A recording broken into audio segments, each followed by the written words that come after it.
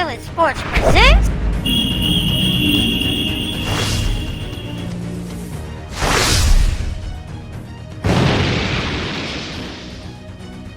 You know what it is. You know who it is. It's the Sizzle Hot Money.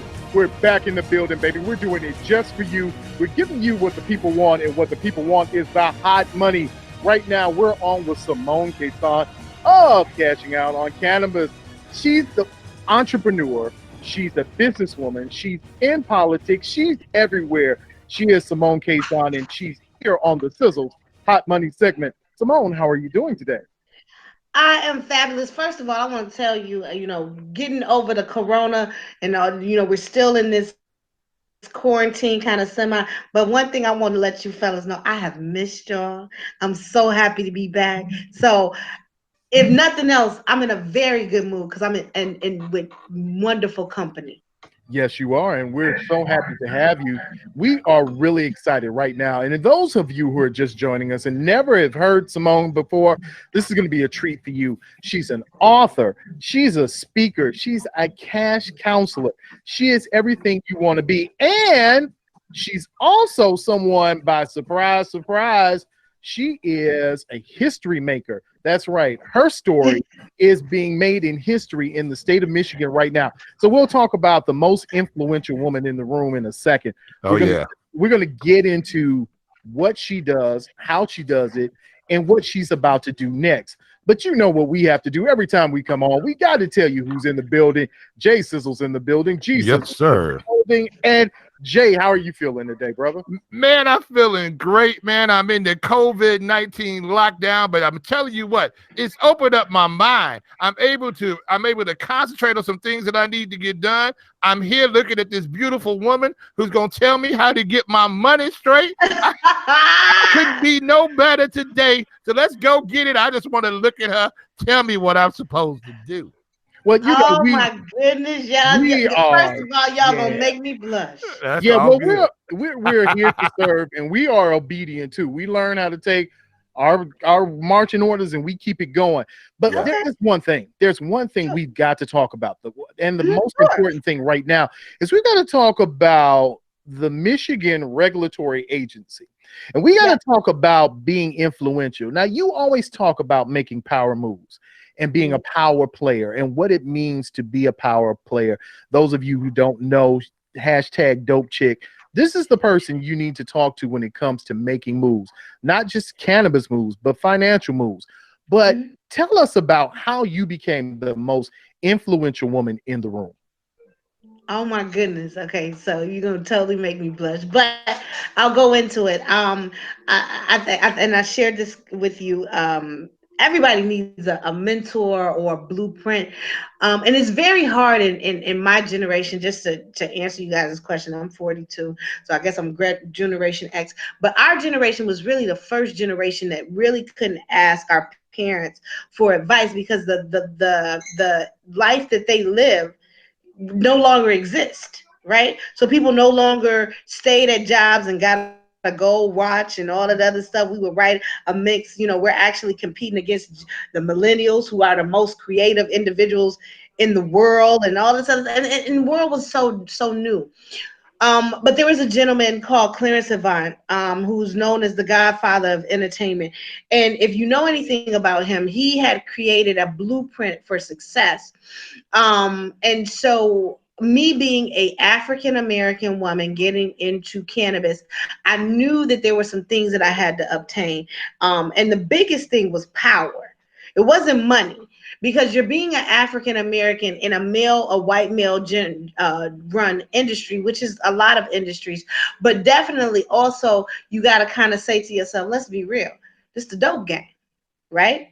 And so with that being said, there's going to be winners and losers, and it's an emerging market. So one of the things that I had decided is that my aspiration was not to be the richest woman in cannabis, but it was to be the most powerful woman in cannabis, which is a lot different, meaning that I could get things done or whatever. And so with that being said, it was important for me to understand, and anybody that follows me, you hear me say it all the time, there's only two streets in America that matter. That's Main Street and Wall Street, and I need a residency on both. I know that's right. So Main Street is where the politics and the community comes from, and Wall Street is where the stocks and everything else come from.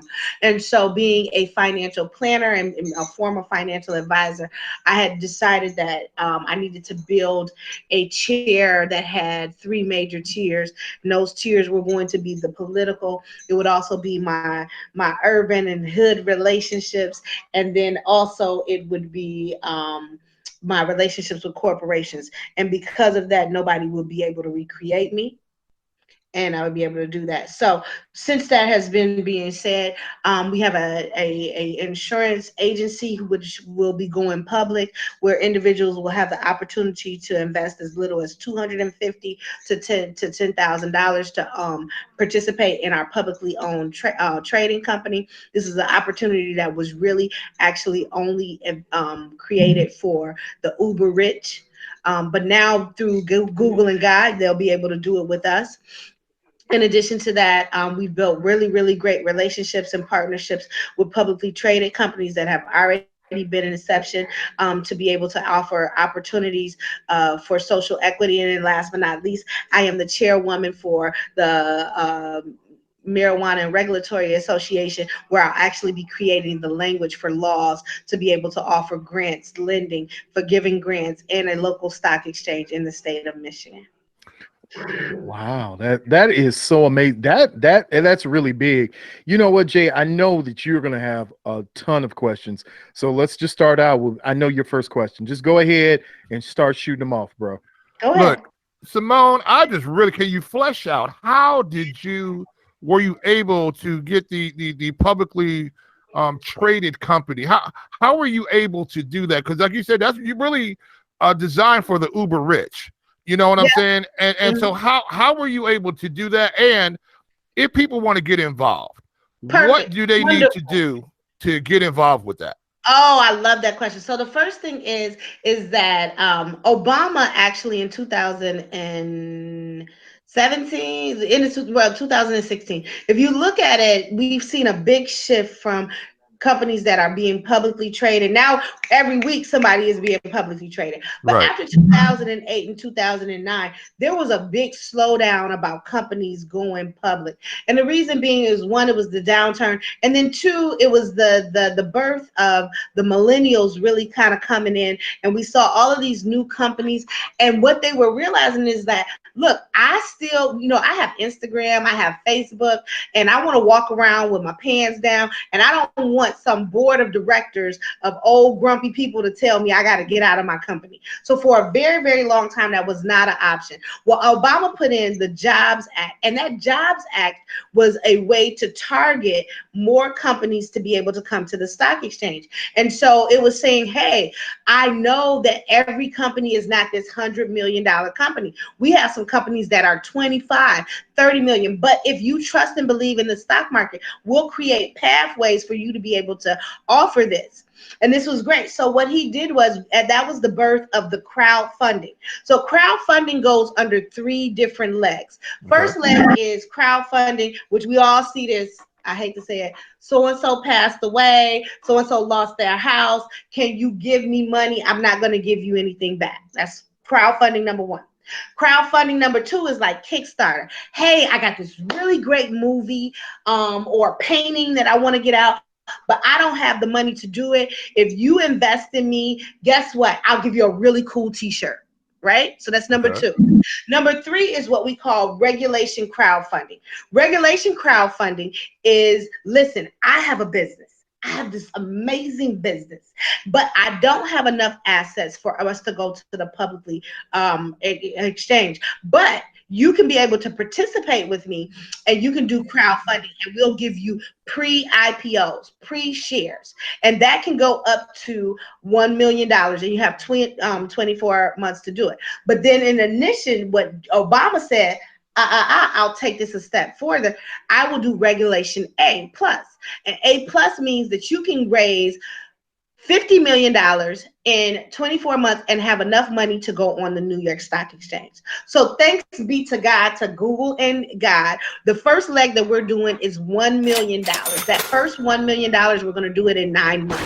After 9 months, individuals are issued shares. So they're actually shareholders of the company. Why are we taking it from an agency to a company? I'll tell you why. I'm solving 2 problems. The first problem is in cannabis, when you are, I'll give you an example. Let's say somebody's in a sock business.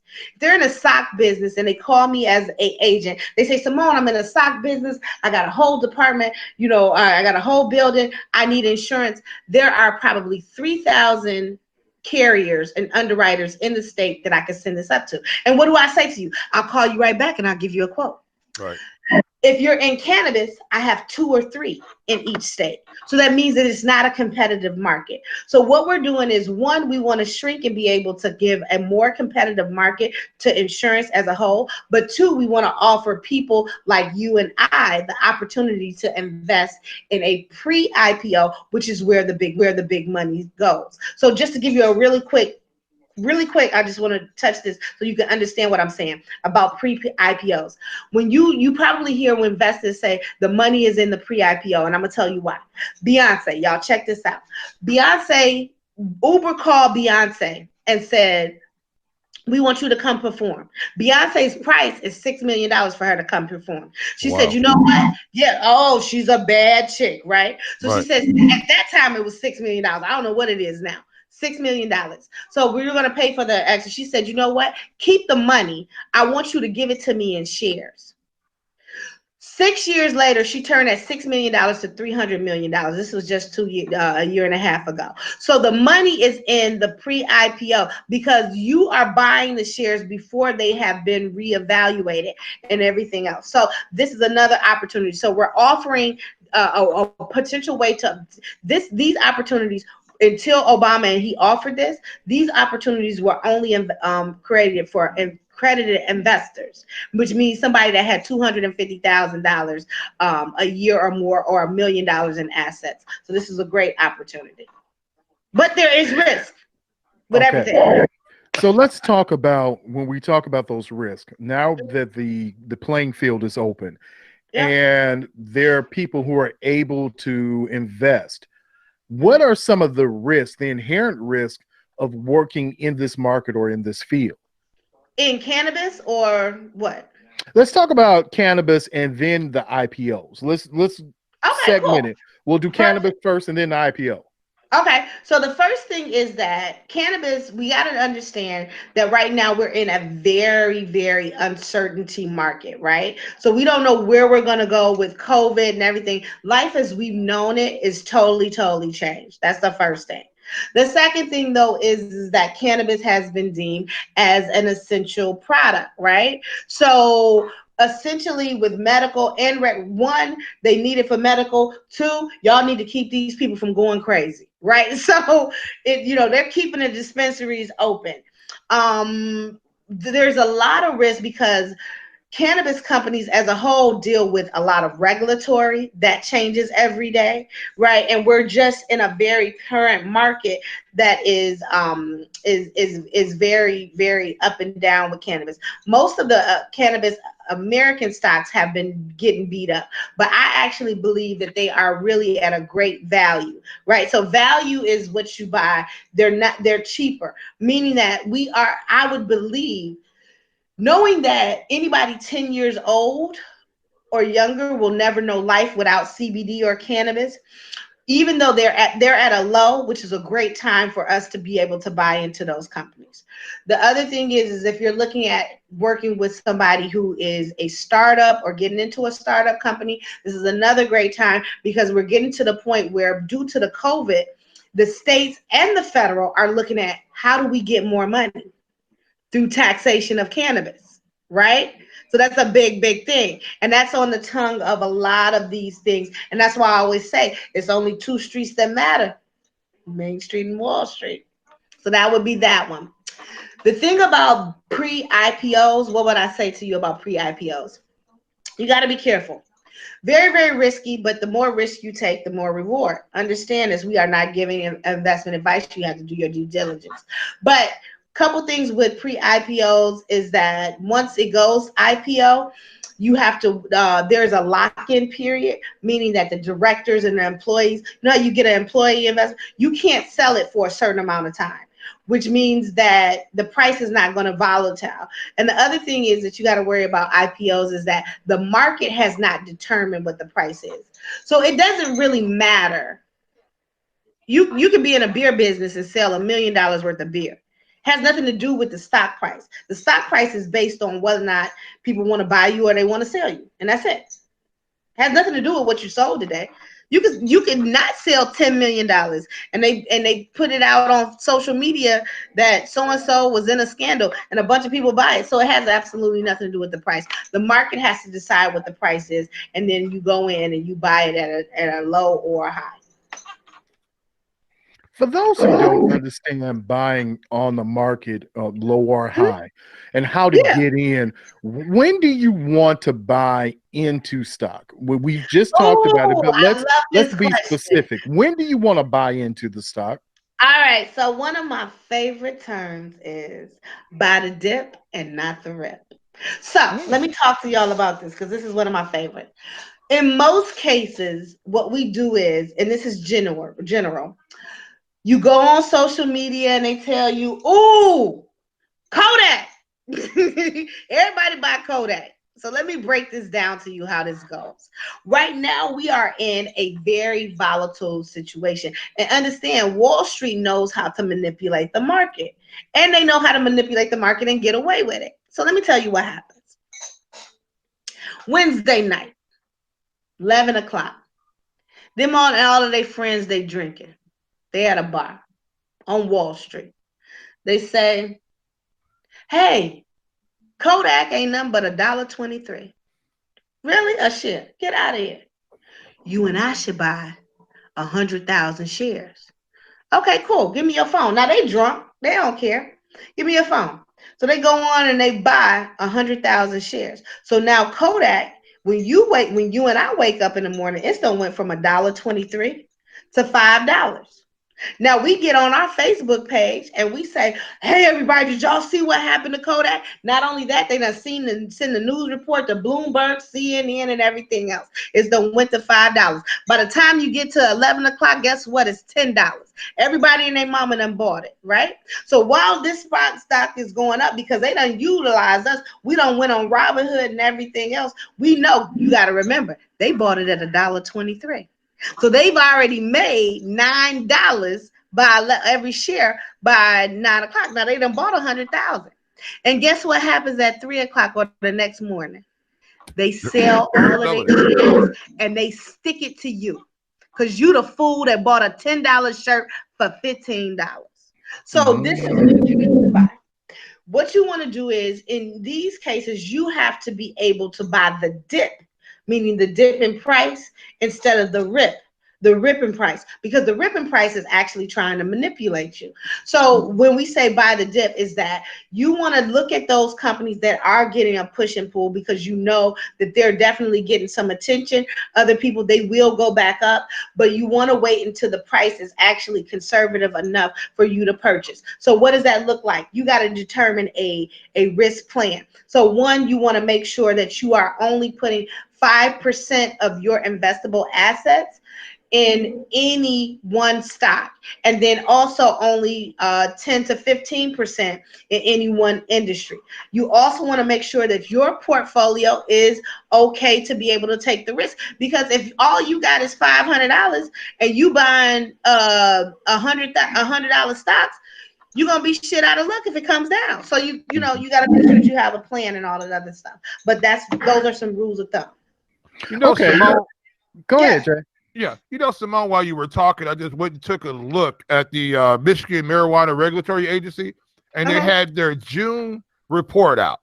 And Yes. it looked like from June 1st to June 30th, they're projected $45 million of sales of this product.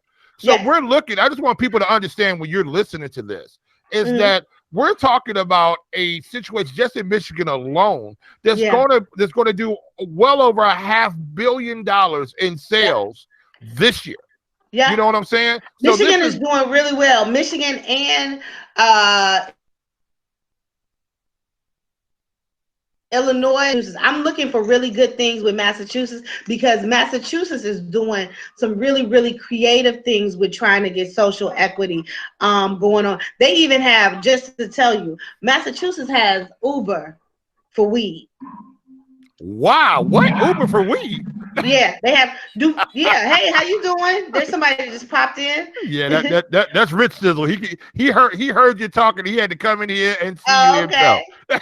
Yeah, so they have Uber for weed. So I just did a presentation there, which is really cool. So it's kind of like Uber Eats. Okay. They have a delivery service. So this is not new. This is not like a new concept to Massachusetts. And we have one similar in Michigan, but the licenses is not separate. So what they have is this is a whole nother license. So this is a business entity. You can become what they call a delivery. And they have it. I don't know if you ever been to Boston. If you are in Boston, period, you can literally call somebody, call a liquor store, like a local liquor store, and Yeah. be like, bring me a fifth of gin, and they'll deliver it to your house, your hotel, or whatever, right? Right. So they've taken this and they've turned this into a livery service for cannabis. So this is an actual business entity. This is a license. What the beauty of it is that they have set aside 24 months, counted 2 years, that no one except for people that qualify for social equity can apply for this license. But what they do is the dispensary, so you got the dispensary, Yeah. people will go into the dispensary and then you give your ID, you give your amount, and then you can call as frequently as possible and say, look, I need you to drop off some weed. Somebody picks up the person picks up the weed, they drop it off to you, then you show them your ID, it has to go to that address or whatever. And this is a real business. It's Uber Eats for weed.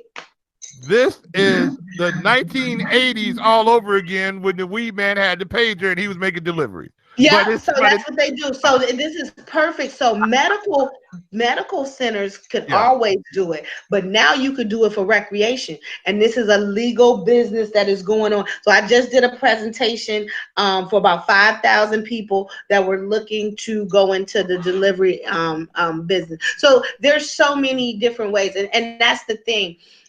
For me, it's about walking it like I talk it. You can have a whole bunch of events and don't nobody get it, but when if I'm able to create pathways, that's something different.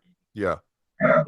So You were talking about medical marijuana and the yeah. pathways, this new avenue for Mhm. dispensing the miracle marijuana. How is that working as far as regulatories between different states? I don't know about Michigan and Illinois, but Mhm. then Indiana and other states. How will that work moving forward in the future for people being able to be a cannabis deliverer to different individuals who need that for medical usage? So that's a quick answer to that. That's all right now is determined by the actual state, right? So the state, because we're only governed by state. This 2020 election, we've talked a lot about cannabis, especially looking at where cannabis. Let's just be honest. Hell, we need some money. So the taxation behind cannabis is a big conversation right now. Let me. A lot of people a president can promise. Then that's what people don't understand. Public policy is something else. So somebody can promise, like the president can say, I'm going to make weed legal tomorrow. You could do an executive order, but there has to be things from the FDA, from the health, you know what I mean, the surgeon general and all this other stuff. It has to be removed from the Schedule D. And one of the things that have been a big problem is the fact that we really need about 3 to 5 years of research, medical research, to support it being removed from the Schedule D and also being approved by the FDA. I mean, y'all seen the commercials. Y'all all seen the commercials of the little white couple that's on the beach. They got khaki pants, white button-up shirts. They holding hands, and then they say could cause diarrhea, suicide. Right. suicide, impotence, depression, and everything else. Well, that takes about 3 years for you to be able to that takes about 3 years for you to be able to determine that. I'm so sorry. I'm hoping that somebody will grab that phone. But it takes about 3 years for somebody to be able to determine that. So, and especially with the research and the medical behind it. So it takes a long time. So with that being said, we are still probably a couple years away from actually defining that. Now, they could do a quick band-aid and say that that's the order, and they can go in if they need to have taxation. And so that could also be done through the Safe Bank Act, which is an act that's going on right now. They're also looking at it through the HEROES Act, and that's the act that we have right now that's going in for Corona, where they're allowing maybe intra banks and a bunch of other stuff. So there's a lot of workarounds to it. So we'll just see what happens. Yeah, we've Simone. got to watch this before we get ready, Jay, because I know you got a lot to get in. We're Yeah. going to take a break for a minute. And then when we come back, we're going to talk about the bank, but we're also going to talk about what is racial equality right now and how does it look and what is this racial equality when we're talking about cannabis and cannabis stocks and how we're going to go. So you know what it is. It's hot money here on the Sizzle. We'll be back and we'll take you and your listenership to the other side. You know what it is. You know who it is. It's the Sizzle. It's the hot money segment with Cimone Casson. You know what we do. Every time we bring you the hotness, we're giving you information that you can't find anywhere else. We're one of the hottest businesswomen in the world. The world. I said it. That's right. She's a boss in this world. One of the movers and shakers. She's one of the money motivators, and she's making moves nobody else has made. So listen, when we're talking about history, you're talking about a show that you want to learn the best of the business, you know who you're with. You're with Cimone Casson. So before we went to break, we talked about black equity. Now, we were talking about IPOs and how to get involved and everything that's involved with the IPO, even the pre-IPO. But we need to talk about black equity, especially in this time when we are having such social unrest, but we have social change. So, Cimone, let me ask you, what is black equity and how is it working for those who are involved in not only cannabis stocks, but invested stocks altogether? All right, cool. So this is an awesome question. Let's break this down. Last time that they checked, yeah, y'all know I'm a Nipsey Hussle fan. Last time that we checked, about 6% of African Americans actually invested in the stock market outside of their 401k, right? So now we see this narrative. I look back 33 years ago. I was talking about money, stocks, and weed. Everybody thought I was crazy. Stock market and COVID hit. Everybody want to be me. It was a couple people I thought I was gonna lose my job. They was telling people how to invest, where they put it in. Then they start asking when they stimulus check was coming in. I said, "Oh shit, my job is secure." They don't know what they doing, right? Right. You know, I got nervous for a minute though, y'all. I got nervous. I said, "Oh my goodness, they after my job." I said, "Oh no, my job is secure." So I'll tell you right now, a couple things that we have. Stock market is not something that we actually talk about as African Americans. And let me tell you something, it is one of the major things that actually aid to the spread of the wealth gap, because investing in companies is a form of ownership, right? And so when we look at these generational wealth and these things that can pass on, a lot of it is about the stock market. But let me tell you what's wrong with my black people. It's not the lottery. You don't. It ain't like you go and you ask your uncle Day Day what number you doing today. He tell you 649. The worst time of my life is to go to the local liquor store, because y'all know I mess with it. Don't go to the local liquor store at 7 p.m. In any hood. That's when everybody try to pay their numbers. I need a box number 72. Give me 555 straight. That's the only thing. And so this is the Yeah. thing. It is, the stock market is not a get rich quick scheme. You have to be able to put in strategies and procedures to be able to make it. Now, what is good about the stock market for people of color? It is the one wealth generating mechanism that does not have any racial disparity. They don't ask you what your credit score is. You don't have to have a lot of money. Now that we got Google and God, you can open up a Robinhood account with $25. So all of these different things, it is the one mechanism that no longer has any barriers on it, on where people could be able to invest. Now, what people also need to invest in, they have to invest in how it works. So I'm not going out and trying to become a basketball player and I don't know how basketball works, right?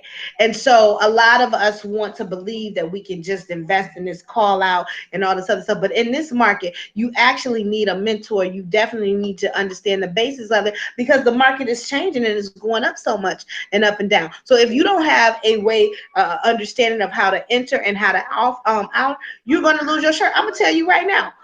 I got this little account at Robinhood. Now I have accounts, mind you, Stash, Acorn, Ameritrade, every place else, and Coinbase, and that's because I have tutorials. So even if I didn't have an account with them, one of my clients, one of my students might have, and I just open it up to walk them through it, right, and throw $500-$600 in the account.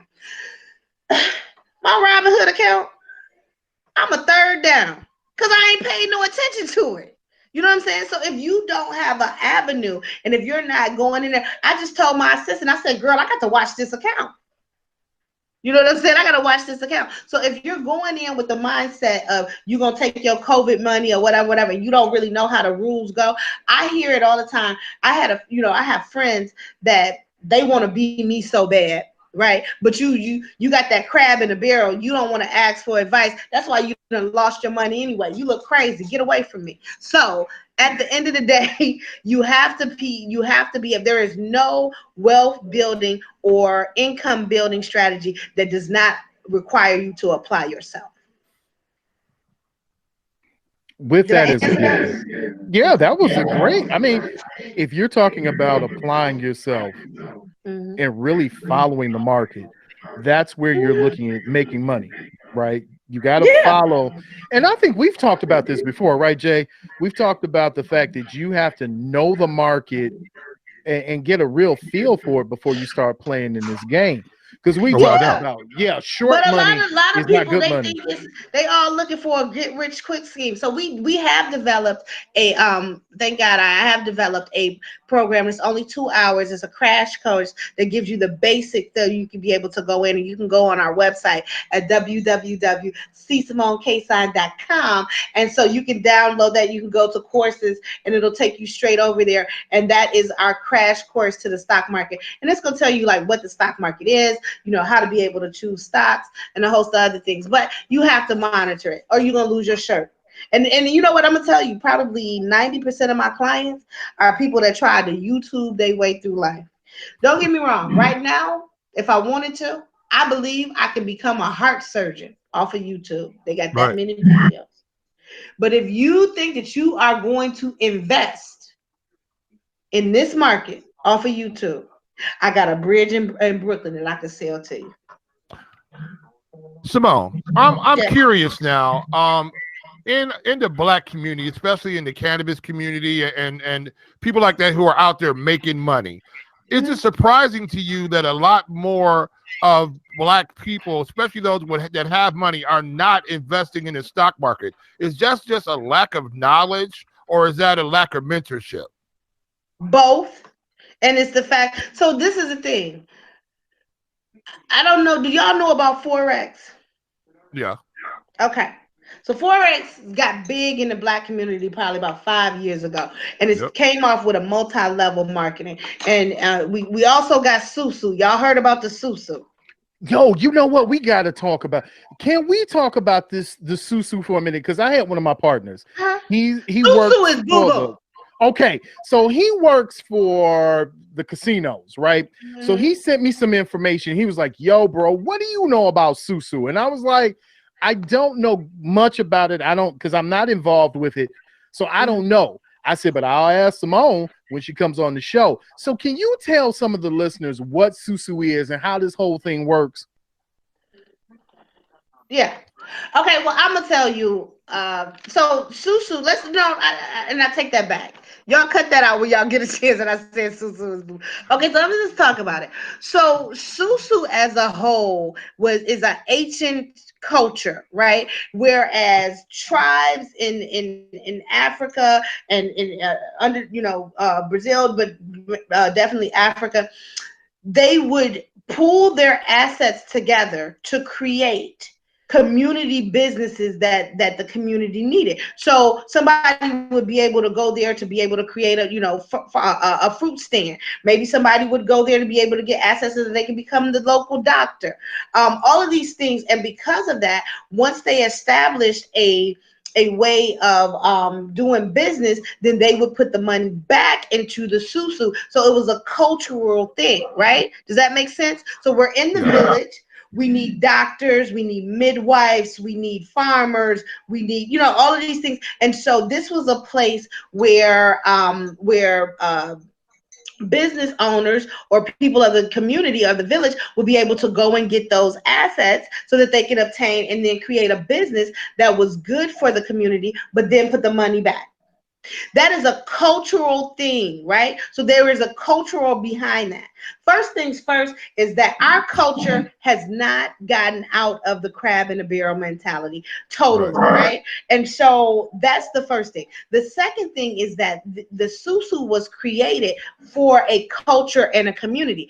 The thing that they're doing with the flour is not created for culture and community. It's created for individuals to win. Oh, I'm gonna go and tell some people to get in or whatever, and then they're gonna leave. But it has nothing to do with community. It has to do with self-serving. So anytime you have anything like that that's a loan, guess what? That's called a Ponzi scheme.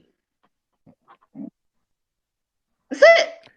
Yeah, I was looking at it and it sounded like a pyramid scheme to me It is at a the first. pyramid scheme in the most cases. Now, the issue of it is that once it comes, if and I don't know, because understand. Well, first of all, I don't know. Don't come and sue me. We just talking. Like I ain't got nothing to do. You know what I'm saying? Trust me. When you are in my position, everybody and their mama want to sue you. Look here, Right. girlfriend. Don't. That's not this. I'm using a disclaimer. I don't know nothing about y'all, but I'm saying in those situations, heaven forbid somebody not pay the other person, what happens is a lot of the times it crumbles. So people do what they want to do. I ain't got no problem there, but there is no defamation. This is a disclaimer, and y'all do what y'all want to do, whatever. But that's my take on it. So that's the first thing. Um, Second thing is, as our culture, we want the microwave to everything, right? We want to pop it in, hit 3 minutes and get whatever, right? So even with the stock market, with my education platforms, one of the things that I see is that it ain't that they worry about paying. They don't even care about that. They just wanted to do tapping today. And so when people look at where I am, this started in 2017. You know what I'm saying? This was much grind and all that other stuff. It doesn't happen overnight. So we got to get out of that mindset that we're gonna be that get rich quick person overnight, and that will help a lot too. Okay. Now that you cleared that up, because I mean, that was, to me, that was one of the biggest things now when we talk about people trying to invest. It seems like they're not investing in foundational stock. They're Mm-mm. investing in more pyramid, Yeah. Ponzi schemes, these Mm-hmm. social schemes and social Yeah. constructs where they're kind of Forex just the moving same way. economy. I do forex, and forex is mind numbing. I don't anybody that y'all know. Forex is the foreign exchange market, and so Yep. what you're betting on is the disparity between like the U.S. dollar and the euro dollar. Yep. Y'all, I think what was this? Probably about a week ago. I was up at 4 o'clock in the morning, and I was trying no 2 o'clock in the morning, and I was trying to finish some stuff because I needed to get it done by Monday.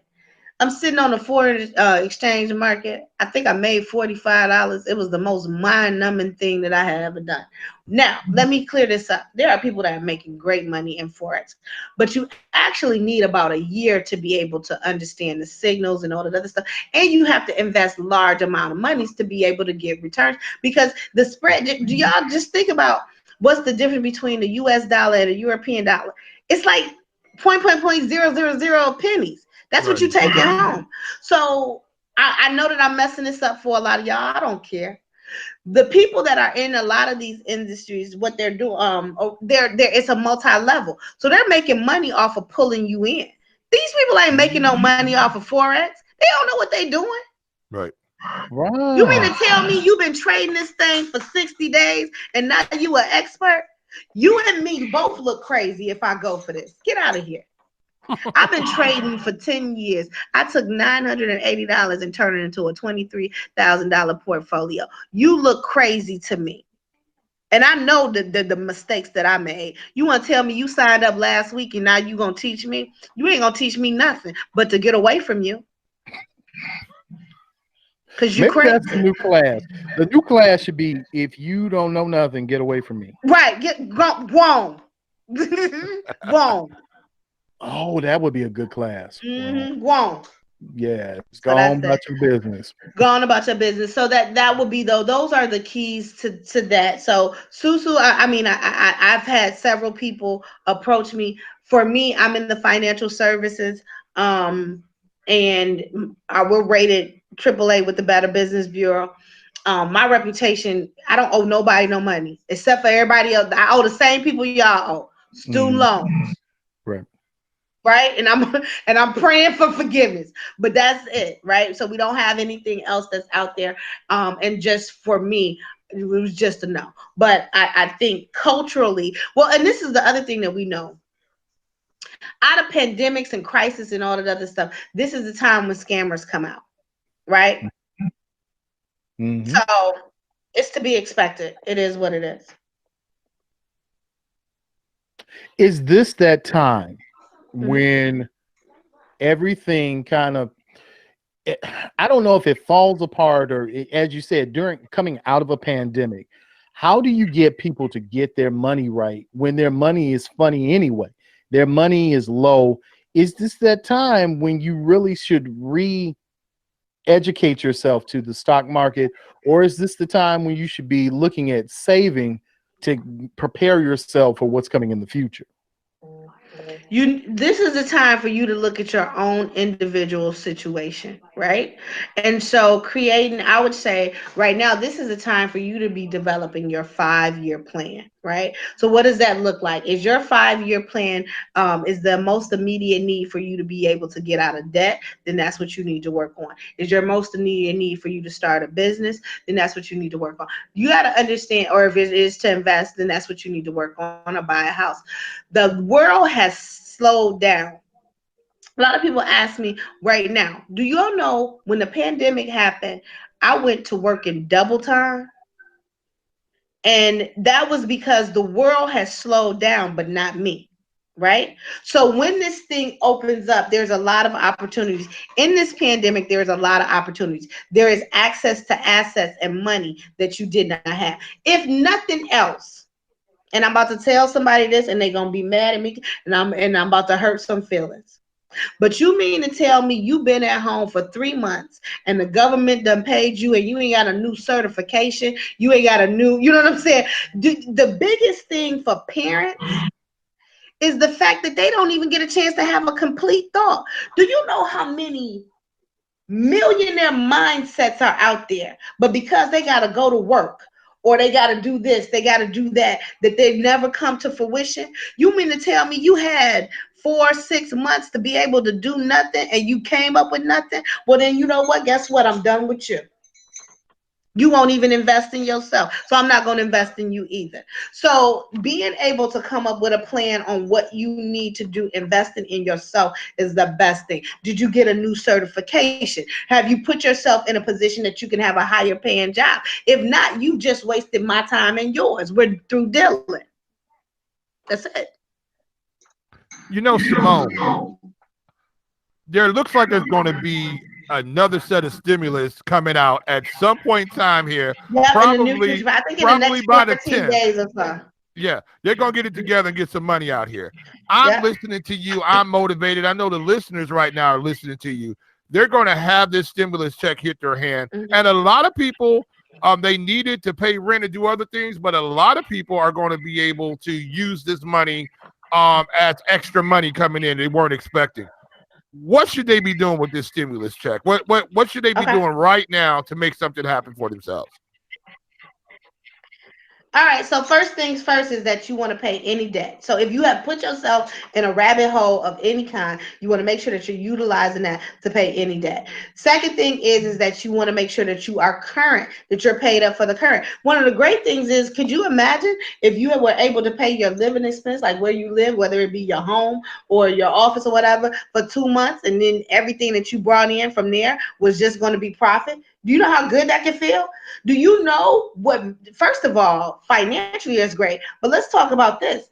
Mentally, what that does. Could you imagine how much stuff that you could do as far as building relationships, networking, marketing, if you did not have to worry about sales or generating revenue for a couple months, right? You can really create a strong pipeline if you have a business. In Yeah. addition to that, I would also say if you're, paying off the debt, then paying off the current, and then also look at avenues that you can be able to invest. And that does not necessarily mean only investing in the stock market. Are you able to invest now that we have Google and God? There's a lot of smaller things that you can invest in. There's websites for the crowdfunding that I talked to you guys about where you can invest in startups. Do you have a business idea that you can turn into, that you can turn your side hustle into? Maybe you want to pay your licenses and all that other stuff for you to get done. What about being able to advertise on social media? And then last but not least, making sure that also that you have a savings account that has an emergency. Understand, we don't know what the next 6 months, 12 months, 24 months are going to look like. So regardless of whatever, making sure that you're utilizing that stimulus check so that you have at least 6 months of expenses to be able to cover if things totally go left. Simone, such good advice. Can you tell Hmm. our listeners a little bit about you? We before we start recording, we start talking about the things that you're involved in, the doors that have been opened for you, and we really just want to know who you are as a person. I really want to know how can we get involved with what you're doing. Tell us about you a little bit. Tell us about how bright the future is for Cimone Casson. Oh my goodness. All right. So I am probably the quintessential round the way girl. I am probably, y'all. A lot of people think, oh, she wants to go to Roof Chris or whatever. My favorite meal is gin and tonic and buffalo wings. Can't get enough of them. Right, that's all I want. I'm one of those chicks that will read Warren Buffett. Listen, I'm telling you, I'm one of those chicks that will read Warren Buffett's journal and then watch a bunch of gangster Detroit movies on TV or whatever. I just watched. What was the last one I just watched on Netflix?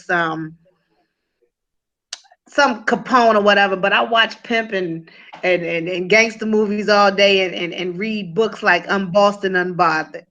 Right. So a little weird. I get up at 4 o'clock in the morning on the weekend sometime and watch the Chinese stock market open. But I care about people. I care about my community. I lived in Chicago. I grew up in a small municipality where I moved back to Muskegon, Michigan, which is here. Moved to Chicago for 20 years. Had several businesses. Was very, very successful. Came back and took advantage of the green rush. I do a lot of stuff for my community, like we feed the men in the exit program who are leaving the jail. I do community cleanups and a host of other things. So my passion has always been giving back. I volunteer at soup kitchens, and that's pretty much who I am. So if you follow me on social media, you usually see me doing something giving back to the community. With that being said, one of my passions has always been to create generational wealth and to be able to explain or help individuals understand what that looked like. And so I grew up in a predominantly Black community, which is very much like Gary, right? Very much like Gary. My cousins and them, so very much like Gary.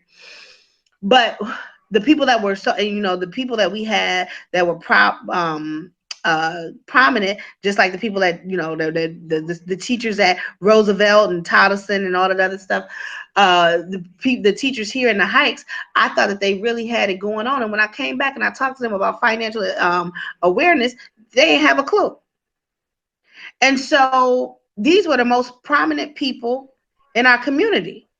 And so what I did was I decided that I would come up with pathways that individuals did not have to be like that. So I grew up in a community just like Gary, where the mayor is black, the council people are black, the teachers and all that other stuff.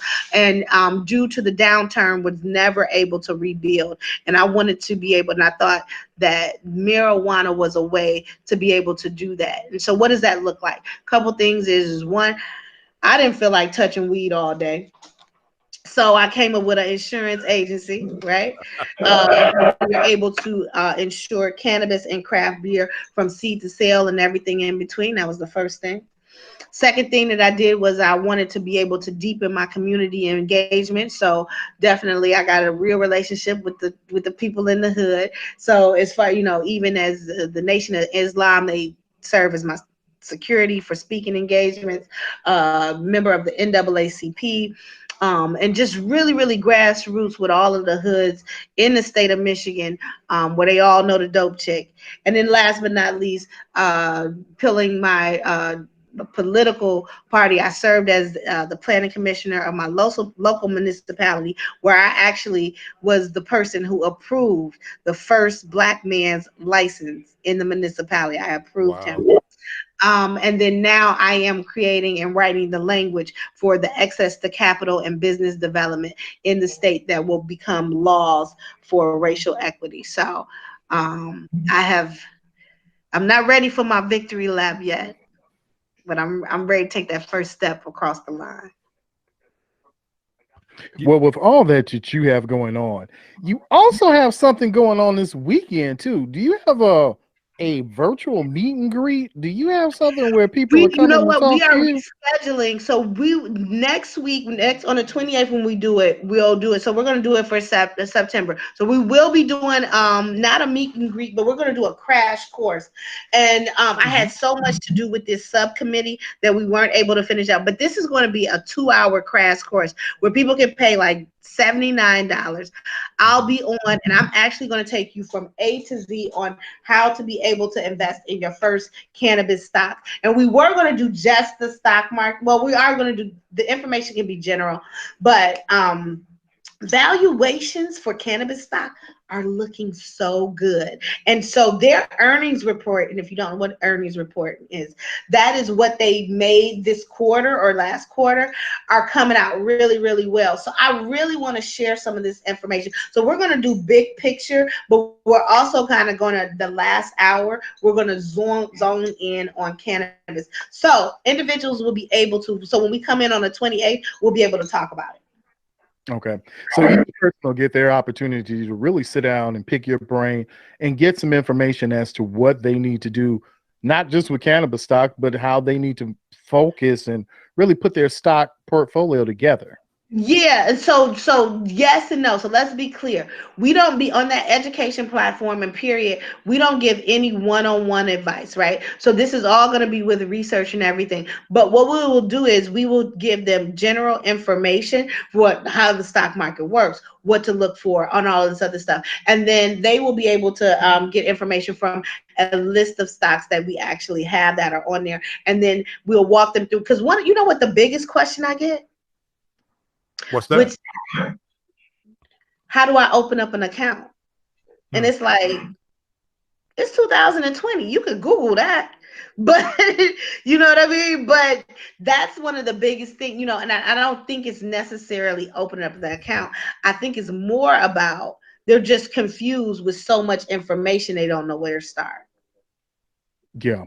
And once they get all the information together, they'll be able to put that all together.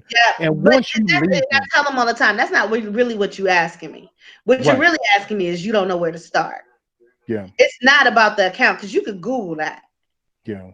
Well, you know what? Next time for our next Hot Money segment, let's focus in on that. Let's talk about how to get started, what it is. Let's pick that brain and let's start putting that together, unpacking how to get started and how to make everything kind of work in this new market and this new era that we're in.